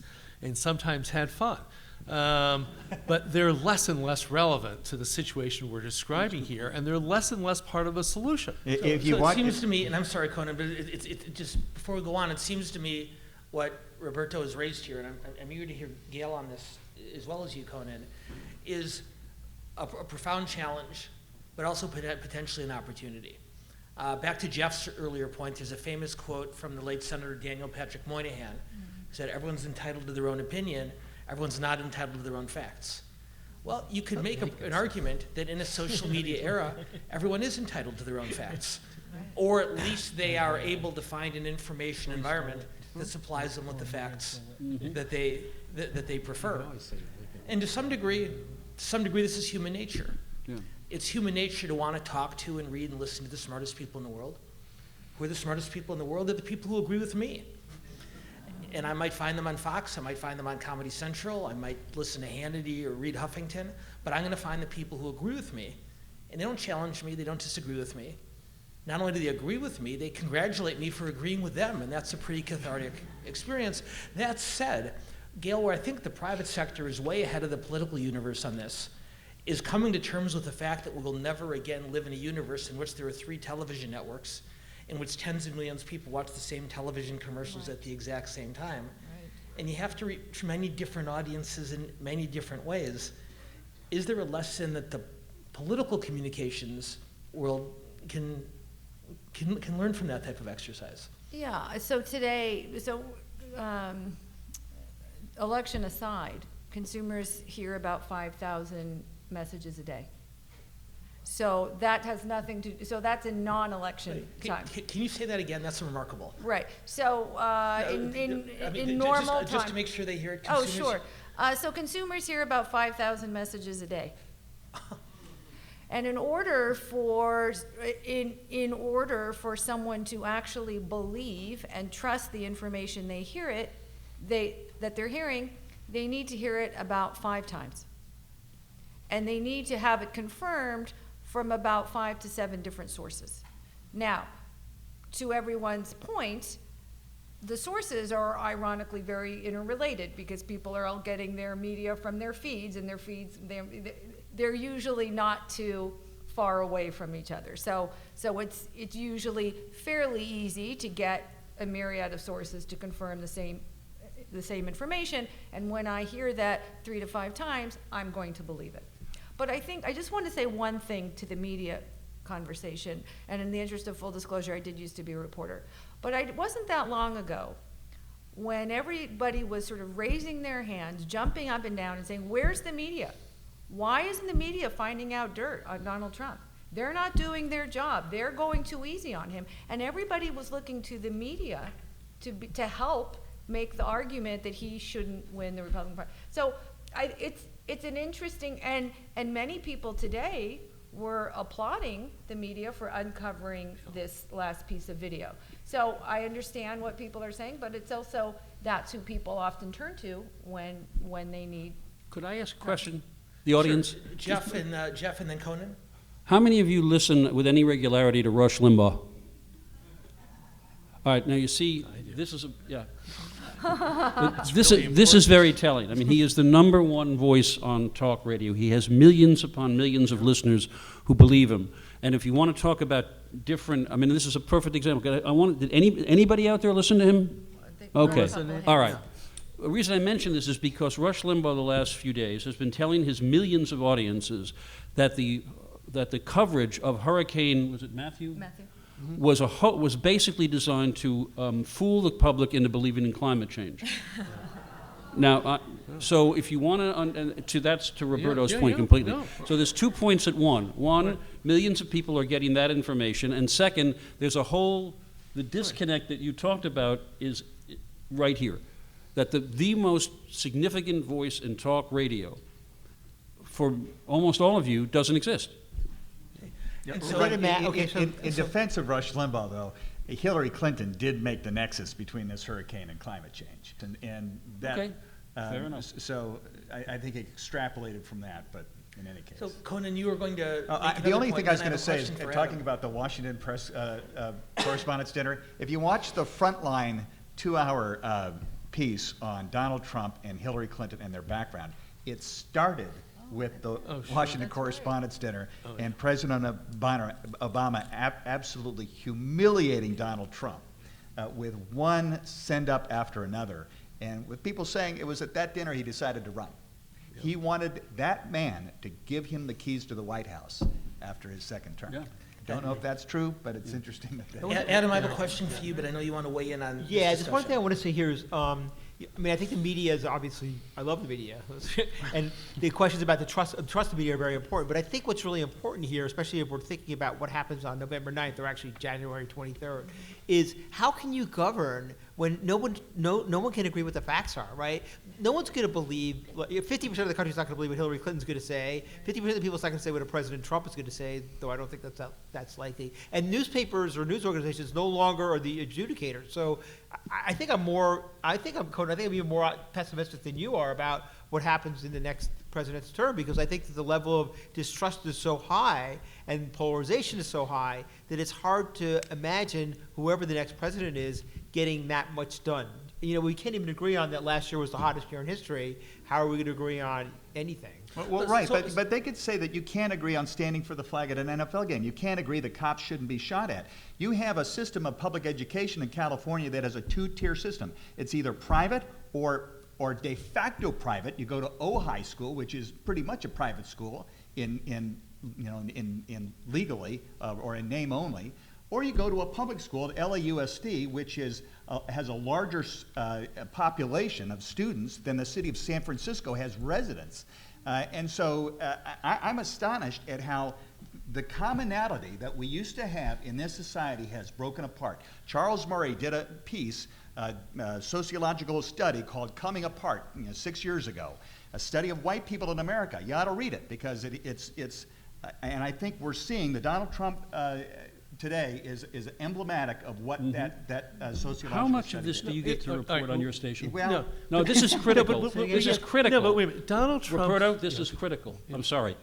This is brilliant stuff you're saying. It's important stuff. I got to tell you, you got to be straight with me. How much of this do you get in any form to talk about on the 6 o'clock news? You know the answer to that. Yes, I do. I think it's important too, but so Donald Trump is not the expression of that. Donald Trump is a politician who was exploited at. True, yeah. Donald Trump, no, I mean, it's an important distinction because we make a really grievous mistake if we think that the way that politicians articulate our problems are really the nature of our problems. And, in this case, we have, yes, there's no question that this is a much more complicated country than it used to be. It's not a country that's 80% white anymore, and it's never going to be again. I mean, that happened. Do you remember the president who got up on a campaign and said, look, this country's been 80% white forever. You know what? Let's change it. Let's make it 50% vote for me. Well, it didn't happen as a matter of national consensus. And we've never had a discussion about it. We've never said, all right, so how do we now define success? And what are we willing to do to achieve it? Instead, we get politicians who exploit it. And so the equating the unease over change with the way it's been articulated by one candidate, or even two candidates, or even 10 of them, really undervalues the importance of what's happened, and it degrades our ability to deal with it. I mean, I believe, we've talked a lot about the media. Our political class, I think, has vastly let us down. And in this cycle, I mean, who here would like to have another choice, any other choice? I don't care. I mean, whatever your leanings. I mean, as of now, if you could rewind this whole thing and produce one or two different candidates, how many people would if you could wave a magic wand? I bet you. So let me take Roberto's presumably hypothetical question. And let me ask it in another way to the panel, whoever would like to take a shot at it. Public opinion polling has shown us pretty conclusively that there is widespread dissatisfaction, understatement, with the alternatives presented to us this year. And what Roberto, I think, just articulated very effectively is that one of the marks of an effective leader is a woman or a man who is willing to stand up in front of people and explain to them why change shouldn't be frightening, but rather why it's either an opportunity to be grasped or a challenge that can be overcome. So the question I'll ask for any panelist who would like to take it, not so much for an alternative in 2016, but as Conan noted earlier, and as Jeff alluded to as well, this is not the first time of division and upheaval in American history. And we have had leaders come forward who have been able to articulate those challenges in the kind of way that Roberto was hoping for. Bill Clinton. Talk for a minute about, and I'm glad you said that, Adam, because I teach a class at SC this semester called Case Studies in Modern Presidential Leadership. And we are studying Bill Clinton and Ronald Reagan for just those reasons. So talk, if you can, for a moment about Clinton or Reagan or both, and how two leaders who've been judged as very effective have been able to take on the challenges that Roberto was talking about a moment ago. It's easy. I covered Clinton's campaign 8 campaigns ago. I was thinking what you said in my introduction. And, we forget it now because of the mishigas of his 8 years as president and everything that's happened since. But he was a remarkable candidate, and he really articulated the case for change. And he talked about the kind of stuff Roberto was talking about. He talked about how the country was changing, and he made it an exciting thing instead of a threatening thing. I'm not saying that he, in his presidency, lived up to that standard that he set for himself, but he was able to do it. I think to a certain extent, though it was much more difficult, Obama was able to do it. It was more difficult, I think, because he was African American and he had the obvious sort of challenges to that. I don't know if it's still possible to do that anymore. I think people are so polarized and so afraid with everything we've talked about over the past 90 minutes, that it's really hard. And with all due respect to both Mr. Trump and Mrs. Clinton, I'm not sure either one of them has the wherewithal or the guts is the wrong word, but the sort of No, guts is okay. the right word. Okay, guts to do that, because I mean, I guess in their view it's a loser. But it takes, Bill Clinton had a certain amount of skill as a politician. Obama did, Ronald Reagan did. It happens every now and then to be able to do stuff like that. I don't think that either one of these candidates do. It's the luck of the draw. We could argue about whether there's less talented people getting into politics now. That's certainly possible. But we certainly reached this sort of odd point where you have, I mean, you almost understated it. These two candidates have the highest unpopular rating of, I believe, any two candidates in modern polling. That's remarkable. That's a choice that we have. And I think that's, I'd like to be able to say to you, okay, well, in 2020 or 2024, it'll get better because so-and-so is coming along or so-and-so is coming along. And, in the midst of this right now, on either side of it, I don't quite see who that person is. Normally, this is the state that produces them. Jerry Brown, 77. I mean, everyone's sort of losing out here. Right? Well, let's agree. Nothing wrong with that. Let's agree, and Jeff, I want to come to you in just a second. Let's agree that just because we have elections every 4 years does not mean that inspirational, transformational leaders are required to come along every 4 years. And this, to me, gets back to a point that Roberto alluded to briefly, my words, not his, is ultimately the responsibility falls on the rest of us in sort of those in-between periods. You persevere, you do what you need to do as a society, and at certain intervals, not every 4 years, but when circumstances demand it, a leader or leaders emerge who can take on the kind of role that the leaders you were talking about have. Jeff, I have a question from the audience that relates directly to this last point, so I want to come to you in just a minute, but let me ask this question of any panelist who'd like to ask it. Unfortunately, our audience member did not identify himself or herself, but it's a terrific question. Persons subject themselves to that. We have heard this. I can't swear that this was asked of like John Adams, Yeah. but it comes up every 4 years. But this is why good people don't run for president, because of the. What I think is more accurate is that certain kinds of people don't run for president.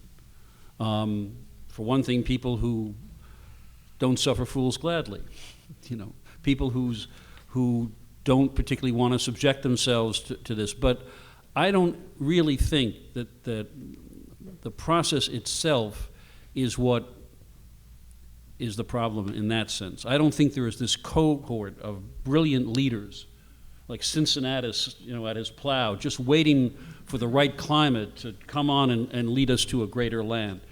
In fact, what you really learn when you see, and I'm not really speaking about this current situation, many times you see people who leave other arenas and come into politics, and it turns out they're terrible at it. Because, for instance, a business executive is used to being followed. Business leaders do not have somebody saying, you're a moron. We're not going to do it. No, I'm the CEO. I know, but that's not what the president is, or a leader.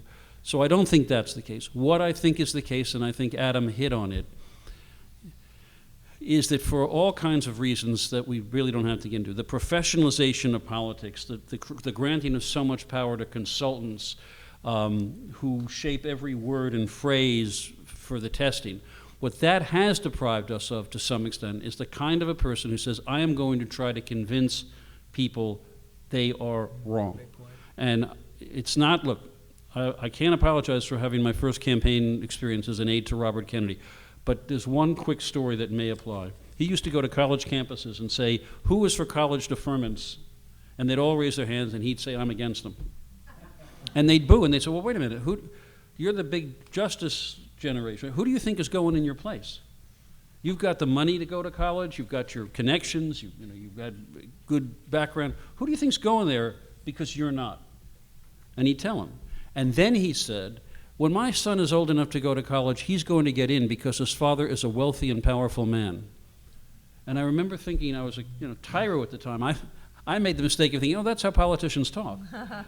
The fact is, it is, in this arena, I think the next president, the first thing he or she ought to say is, in effect, to apologize to the country and to apologize to the people who didn't vote for him or her, to say, we've let you down.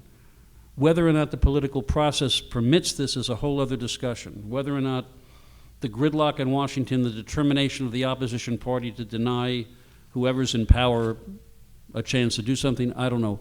But I absolutely do not believe that the political climate here deprives us of great people. Well, I shouldn't say that. I'm sorry. I'm getting tangled. It's not that good people don't go into politics because it's too rough. I think it's because the process has become one that doesn't seem to leave a lot of room for this kind of more persuasive dialogue. So I think that's a great point, the whole political consultant point. The only slight tweak I would do is that it would change since John Adams, because Jeff and I covered that, is that there's much more scrutiny of your personal, financial, sexual life now, and it's much more methodical because of Google, and we have all these reporters assigned to it. So I think that, like, people, any rational person who's going to run for president is going to start thinking, oh, what did I do in college again? Or what about my first wife or husband again? So I think that's what the change is. I don't think it's huge, but I think that's something to keep in mind. And I think that, there's a routine process, I think, right, where if a candidate's running for president or thinking of running for public office, there was a movie that had a scene in this. You sit down with them and you sort of say, okay, you basically vet them. You say, have you ever done this? Have you ever done this? Are you prepared for it to come out that you had an affair on your first wife? So that's the kind of stuff that I do think scares some people away. But I think your larger point is. I'm just going to add one empirical observation. In the Republican primary this year, there were at least 6, maybe 7, maybe 8, depending on how you count them, candidates who were well vetted, well experienced, who did not lose their primary campaigns because of personal scandals. So, I mean, there was a crop. And in some, I mean, one of the people will be writing books about this for decades, how it turned out that out of this field, and there are a lot of Republicans, especially today, that are going, oh man, any one of them right now would present a very different perspective. So, that's an opposite case. People ran. And they were experienced. I mean, there were, big state governors, there were senators, there were people who were well experienced, who were well vetted, who had good, very thought out policy positions. You can agree with them or disagree with them, but they were certainly qualified and willing. And the process did not advance them. And so it's not just a matter of people being, they're shamed out of running, or that the scrutiny is too high. Adam, I'm sorry to interrupt. We've got a little bit less than 20 minutes left, and so I'm going to beg the indulgence of the panel to know that we want to try to get in as many audience questions as possible. We will happily convene a second panel between 10 p.m. and midnight tonight in order to follow up on some of these questions, if you like. In the meantime, though, getting to the question of the process, we have not one but 2 questions from 3 different high school students, all wanting to know about the potential benefits of a third-party or multiple-party system. And Elizabeth Swindell and Claire Rogowski from Thatcher and Michael from Besson Hill, I think it's an excellent question. Who would like to talk about whether a third party is viable in America today? And if so, what the benefits or detriments of it would be? The answer is no. I mean, seriously. I mean, yes, everybody thinks about a third party. Go ahead. But it doesn't work. In the Electoral College, the way our system is, it can do this, however. If you did get somehow a third party on the ballot in enough states that they actually won enough Electoral College votes that they denied someone the number needed to actually win the presidency, it does go to the House of Representatives, which would be run by the Republicans, and so therefore you'd have your seminar on how that works. But no, you got it. You said it. You're right. That's all you need. Okay, I'm gonna take moderator's prerogative and violate my own admonition from a minute ago, and tell Elizabeth and Claire and Michael that I agree with Conan in the immediate, as in this year and perhaps in 4 years from now. But I believe as strongly as I believe anything about American politics that we will have a multiple party system in the future, but that is not going to happen until your generation assumes control of the political process. And And I will tell you, see, that applause is very cathartic, people. You should feel free to go with it whenever the mood strikes you. Yeah. But be careful what you ask for. I mean, yes, you can have multiple parties. One of the beauties of the system we have now is that you've got to decide. You've got to decide between one or two. And one of them will get at least a majority of the vote. So at least you're vested with that party. You can go to Italy where they have 30 parties and everybody's got their own little party, and then you got to figure out how to run a government. So you pick your poison. Well, we'll go on in just a minute, but once again, this is why I like being moderator. Here's why I think that they're going to come up with a better way of doing it than we have. Conan, you and I grew up in a world in which there were 3 television networks, in which there were 5 buttons on the car radio, in which there were 2 political parties. They have grown up in a world in which there are hundreds of cable television channels and an infinite number of websites. I have 12 HBOs. I have 10 ESPNs. I don't know why. but like them, you and I now have an infinite number of information entertainment options, and I suspect when they become the news reporters, the academics, the political consultants, the political and community leaders of the next generation, they will come to, I think, a reasonable conclusion that if I'm going to have an unlimited number of choices and alternatives in every other aspect of my life, why should I be constrained with an unnatural binary set of options when it comes to such an important set of decisions? And before you can respond, I'm going to ask the next question. God, I love being moderator. Next question is also from a high school student. It is from Christian. I will tell you, Christian, I cannot read Christian's last name because Christian has only slightly better handwriting than I do. But Christian does attend Nordhoff, and the question is, and this goes to a discussion we were having earlier in the program, in a world that is becoming increasingly globalized, what do the reactions against globalization imply? Example, Brexit and right-wing European movements. Is it this threat of globalization and revolt, and what are people rebelling against? Yeah, that's great. That's the question. Terrific question. Yeah. And one of the reasons I mentioned the internet, the worldwide phenomenon, is that nationalism is raising its head lots of different places. And I think to some extent it is the fear of the other. If you fold that in with a sense of economic dislocation of segments of this population, the fear of immigration, the fear of trade, the fear of strange cultural effects among people who would rather the culture did not get changed. I think that's a lot of what's going on. And the last thing I would say is that there is an argument that globalization was unfairly celebrated, uncritically celebrated. Joseph Stiglitz, I think, who was a member of the Clinton administration, I think it's his book, Globalization and Its Discontents, makes the argument that while in a mega sense globalization is good, there were lots of losers. And I think one of the things that we're going to look back on and really fault the political process on is that those losers were not tended to. I can tell you, and Adam, I'm sure you remember this, every election, the Democrats in particular would go, okay, these jobs may not be, but we'll retrain you. Yeah, yeah. Right. Did not happen. I do want to get in more questions, but Roberto, I'd like you to talk to this question of fear of the other, because the changes in the makeup of the electorate and of the country has led to a set of cultural flashpoints. As someone who has studied the rise in prominence and influence of the Hispanic community in this country, can you talk to this question for a bit? Yeah, I mean, I think it's important to keep an eye on the sort of long arc of the America's reaction to immigration over the last 50 years. So we've gone through this momentous change. In 1970, 4% of the population was foreign-born. It was the lowest point in our history. And through a series of, we won't get into all the factors. We have this massive wave of immigration. It's now 50 years on. Foreign-born population is now over 13%.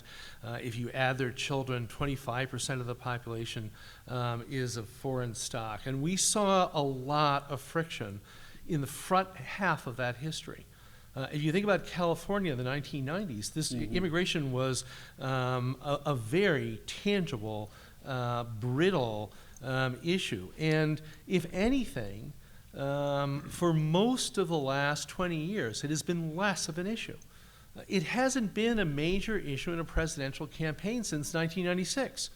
And if you look at the polls, the general tendency has been steadily, over time, through war, through recession, through terrorist actions, generally rising acceptance of immigrants. You can see it in a variety of different ways. Attitudes towards their impact on the country, attitudes even towards the thorniest of issues of what to do with the population of unauthorized migrants here. There's been a significant and growing majority of people who favor some kind of legalization some way. And that has held steady. And I think it's important to keep that in mind and then put in a kind of context the exploitation of feelings that you can arouse over immigrants. Immigrants are, in here, you can see it in England, in Poland, in Germany, in the Netherlands, in every advanced democracy. It's a very easy way to attach anxieties to a tangible object. There's an old saying that immigration is the human face of social change. And if people are anxious about change, if they are anxious about anything, it's always easy to point their attention at people who are different. And we're living through a moment now where, in particular, one campaign in particular has been very successful in focusing anxieties on this population. And I don't know. We'll see. I think these things have consequences. And the rise of nativism that we've seen in this country, the rise of anxiety that's been articulated as nativism, is not insignificant, and it's not going to go away. It will have affected our politics. But it's important to keep in mind that this isn't fundamental. It's not innate. It's not natural. It's not inevitable. And that we actually, as a society, have done exceptionally well at this. The history of the last 50 years has been one of exceptionally successful integration of a large number of people who've come here from abroad, who for the most part, overwhelmingly, now it's probably somewhere close to 80% arrived here through legal channels, have made families, have built homes, have integrated into our economy, and it's for the most part happened without very substantial friction. And it's important to keep that in mind when you see the eruptions of anger and political discourse. Yeah, but there's one point to that. The wrinkle to all that is, and I had this conversation with Kellyanne Conway before she became Donald Trump's campaign manager. What polls well in suburban America are concerns over the safety of their kids at shopping malls. Now, one of the wrinkles with immigration in Europe and the United States is terrorism. And whether it's homegrown terrorism and somebody in San Bernardino who's sympathetic or has a Saudi wife, that has added a wrinkle that we didn't see before. And that is one of the reasons, obviously, why Donald Trump talked about that at the convention. It researches really well. And that is a natural reaction. When you're concerned about the safety of your family, that becomes an issue that trumps just about everything else. So And Jeff earlier used the phrase fear of the other. And if there's a thread that's continued through many of our policy discussions on trade, on immigration, on terrorism, on domestic public safety, it's the suspicion that somebody who doesn't look like me, or somebody who talks like me, or increasingly in 21st century America, someone who doesn't think like me and agree with me, Yep. is a threat to me. You know, in the early 60s in West Virginia, Kanawha, I think was the name of the place, the whole community was up in arms over textbooks. they were convinced that outsiders were slipping into their textbooks all kinds of messages, alien to the United States, alien to Christianity. It got to the point where textbook warehouses were dynamited in that region. That's another kind of fear of the other. And, you know, part of the reason for the uprisings in big cities over busing, look, part of it was crime, the older precursor to terrorism. Open housing, that was a fear of lower property values, but it is rooted in a kind of fear of the other that is exacerbated when a large number of people feels economically anxious. Lack of economic anxiety won't make this go away, but its presence, I think, increases it. And it's of all these different, I mean, everything kind of all connects. It's terrorism, it's a fear of immigration, it's a fear of race, it's a fear of I don't know, gay people marrying each other because it's going to affect my marriage somehow. But the fear of the other is a pretty, I mean, maybe we should have had like a behavioral psychiatrist on this panel, but one thing I do know is that these guys have developed tests that show that fear of the other, unconscious prejudice and fear, is so much deeper than we realize consciously. I don't know what that has to do with politics, but it's there. Follow-up question then for any panelist who would care to take a shot at it. Based on the people you've covered, the people you've advised, the people you've taught, the people you've researched, how can we convince our fellow citizens that the other do not represent a threat, but rather an opportunity? Anyone who'd like to take it on? That looks like Jeffrey. You know, I think this is going to sound strange, and it may not be on point. I think it is. The first step in this, I think, and I'm being more broad than just the question, is that our political leaders have to talk more honestly about this stuff. Obama's speech in 2008 about race was pretty impressive when he talked about the fear of his white grandmother about black people. There's something about our political discourse that I think makes many people just feel the minute they hear it, they're not hearing anything remotely honest. I don't mean honest in the sense of the wolf who wants to eat sheep. Yeah, but Jeff, I mean, if you think about George W. Bush and Rudy Giuliani in the immediate aftermath of 9/11, they very successfully, very deliberately brought a message that moved people away from fear of the other. That was a moment when you would have expected you would have, there's lots of reasons to assume that would have been a moment of extraordinary nativism, and it wasn't, in part because we had leaders that very deliberately, very explicitly, and very loudly gave contrary messages. But isn't that my point? That's exactly. Yeah, I think mean, it can be done. So we're completely agreeing. There are several examples of times when political leaders can say it's not natural to think that if you're worried about your children their safety at the mall, to think about people who look differently than you, and that's the explanation for why that is the way to resolve your fears. That's playing onto the cheapest kind of antipathy within people. It's not giving them reality. And we have lots of examples of times when leaders in very dire moments have said, don't go there. That we as a nation have lots of resources for dealing with these situations in other ways. Which is why I would love to see, bear with me for a minute, I'm going to make an assumption based on the numbers that it's more likely that Clinton will win than not. I may be wrong. One of the things I would love to see her do, and I think she should have been doing it in this campaign, is to go to West Virginia and rural Pennsylvania and rural Ohio and even say to these people, I don't think I'm going to get your vote this time, and maybe I haven't earned it. But here's what I think we can do if I win to get you folks back to work. And that's the kind of thing Bill would be able to do. I think that's the kind of thing her husband would be able to do, but I don't know if Hillary has the capability of doing that. It's like chicken soup. It couldn't hurt. No, it could. It could. But listen, It sounds great, but it could. I want to give California credit. I mean, you're right, the 1990s in this state was very difficult. California's constitution was written in 2 languages in 1850. Half the cities in this state are in Spanish. I always thought this state had a great attitude towards immigration after we got over the Prop 187 thing, and we sort of taught the rest of the nation.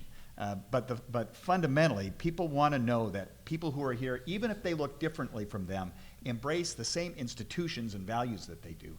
And they start to get concerned if they see people who they don't think do that. Mm-hmm. And there's a different disconnect that's, I think, different than just the nativism that we talk about. And that might be just a perfect note on which to begin to wrap up the conversation, because I think Conan makes a terrific point that as we watch a lot of these fights take place across the country, it is worth remembering that these are arguments that we as a state have had in the past and found a way to move past. Quote from the author Wallace Stegner, who says, "California is America, only more so." And I and some friends of mine have adopted his quote and instead say, "California is America, only sooner." And so if there is an example to be set and a lesson to be learned by the most diverse community in the history of the planet Earth, it is a lesson that less diverse communities are maybe not learning as quickly as we'd like. But I think by holding programs like these and having discussions like these, we are setting an example that others are going to follow.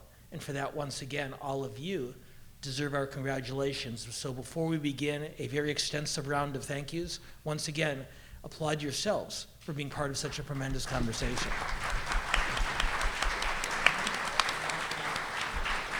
In just a moment, I'm going to ask Tom Kraus to come back to the microphone to offer some final thoughts and thank yous as well. And so I ask that you give us just another couple of minutes before we conclude.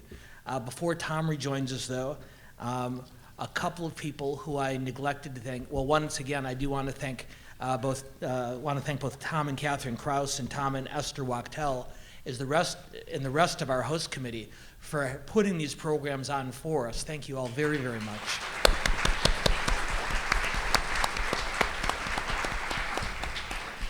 I want to thank our volunteers who've put in the time to make today's program such a success. Join me in thanking Noah and Sinead Gilman, Afina De La Rosa, Misty Velasky, and Elizabeth Spiller. You guys have been terrific, and we're very, very grateful to you.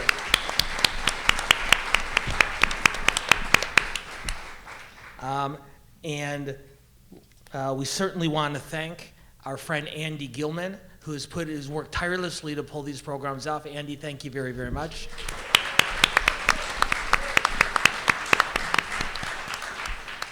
And although she gets very, very angry when I call public attention to her, please join me in thanking my wife, Cecile, for working with me and doing our part in putting these programs together for all of you.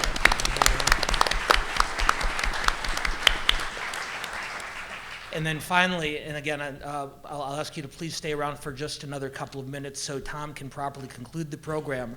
But please, please, please, thank Conan Nolan, thank Gail Becker, thank Jeff Greenfield, thank Roberto Suro, and thank Adam Nagurney for a tremendous conversation.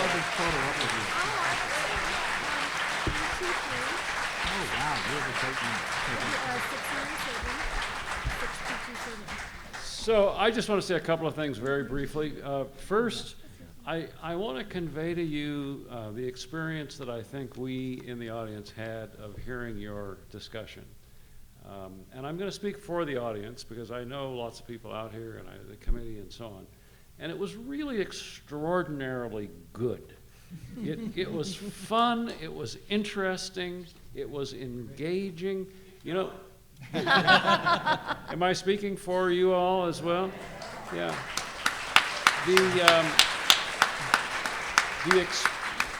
The experience, you know, we all watch television. We all watch television news. We all read the New York Times and the Wall Street Journal and the LA Times and the Economist and the New Yorker and so on. So we have lots of information coming in. We look around on the internet. I mean, we're not out of it. We're in it. But the experience of all of that is often alienating. It leaves you feeling a long distance away from the thing and frustrated and as if I just read all of this stuff and I don't understand any of it any better than I did before I read it. That's not what we experienced listening to you talk today.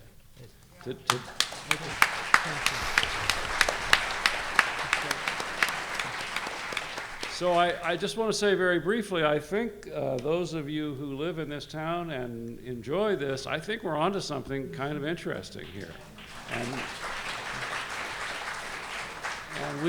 we invite your participation. I mean, there's a lot for us to discuss, where we're going to go, what other topics we're going to do. We've done 7 of these panels. There's been discussion about doing a whole weekend. We have asked Dan to help us put that together. That's a possibility. There's no shortage of really interesting issues. And I'm just going to mention a couple very rapidly. There's the whole question of education that many of us are quite interested in, and that we could look at from a whole bunch of different points of view, charter schools, I mean, the whole long list. There's the question of the relationship of the society to the media, which has interestingly come up on both of our panels as a major issue. There is California politics, if we like politics. I mean, there's a range of stuff in California politics that would be really fun and interesting to talk about.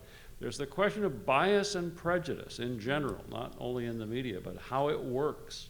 How is it that we form opinions and make judgments, and how are they biased and how are they prejudiced? There's a whole bunch of research on that that would be interesting. There is the economic stuff that for most of us, or many of us, is just not understandable. I mean, we just don't know what that stuff means. We don't really know how these issues fit together. That would be fun. And there's the question of terrorism. That would be, so I mean, there's lots of stuff that we could talk about. And I invite your participation. Give us money. That would be great.